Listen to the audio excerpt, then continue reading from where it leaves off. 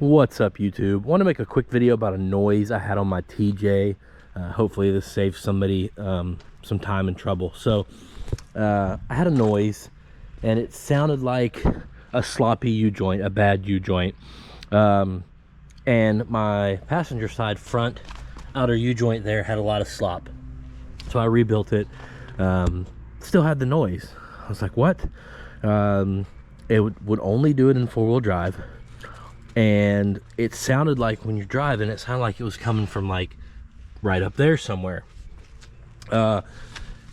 After, you know, checking everything multiple times, looking at the front of the drive shaft here, and try to get down here.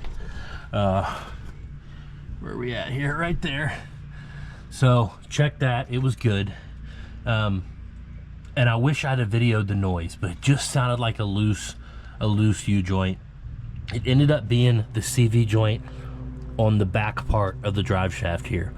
You can't really see it because of the skid plate, but that's what it ended up being.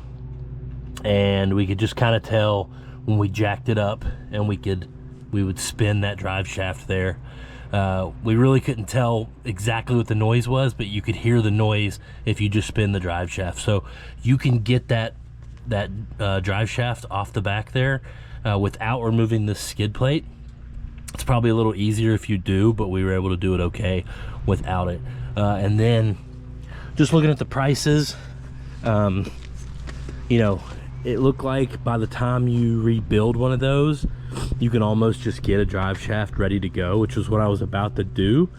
But instead we just decided to pack it with grease for a while, and you know, that's what we did, and it took the noise away while I wait for a new drive shaft to come in the next few weeks.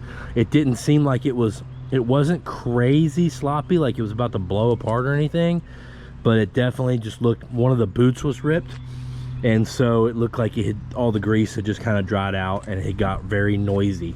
So it wasn't crazy sloppy, but it was dried out and noisy, so we greased it, put it back together, and it's been fine since. So I don't know how long it'll last, but at least gives me a few weeks to save some pennies to get a new drive shaft. So I hope that helps somebody and saves you a lot of time and hassle. See you in the next video.